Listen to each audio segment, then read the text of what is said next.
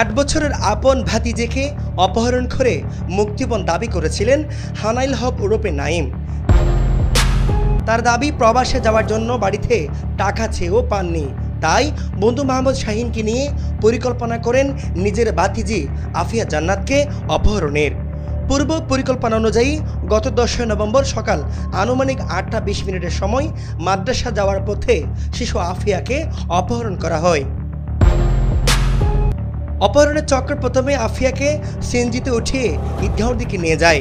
পরে নিজেদের অবস্থান পরিবর্তনের জন্য বিভিন্ন কৌশলে ঈদগাঁও থেকে চৌপলন্ডি এবং চৌপলন্ডি থেকে উকিয়ার কুতুপালং এলাকায় নিয়ে যাওয়া হয়। এরপর কুতুপালং এলাকায় শাহিনের এক চাচার বাসায় অবস্থান নেয় অপহরণ চক্রটি আফিয়ার পরিবারের কাছে বিপুল পরিমাণ অর্থ মুক্তিপণ দাবি করে।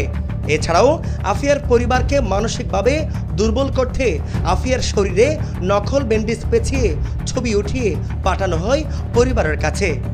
এরই মধ্যে আফিয়ার পরিবার থেকে 70,000 টাকা মুক্তিপণ আদায় করে পুনরায় নিজেদের অবস্থান পরিবর্তন করতে কুতুপালং থেকে মেরিন্ডা রুট হয়ে কলাতুলি এবং কলাতুলি থেকে লিঙ্ক রোড এলাকায় আসলে র্যাবের হাতে আটক হয় শিশু আফিয়ার আপন চাচা নাঈম ও তার সহযোগী শাহিন।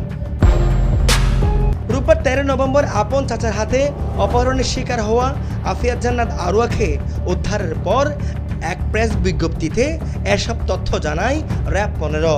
উল্লেখ্য, র্যাব 15 শিশু আফিয়াকে উদ্ধারপূর্বক অপহরণকারীদের বিরুদ্ধে প্রয়োজনীয় আইনানুগ ব্যবস্থা গ্রহণের জন্য রামু থানায় হস্তান্তর করা হয়। CB24 news, Cox's Bazar.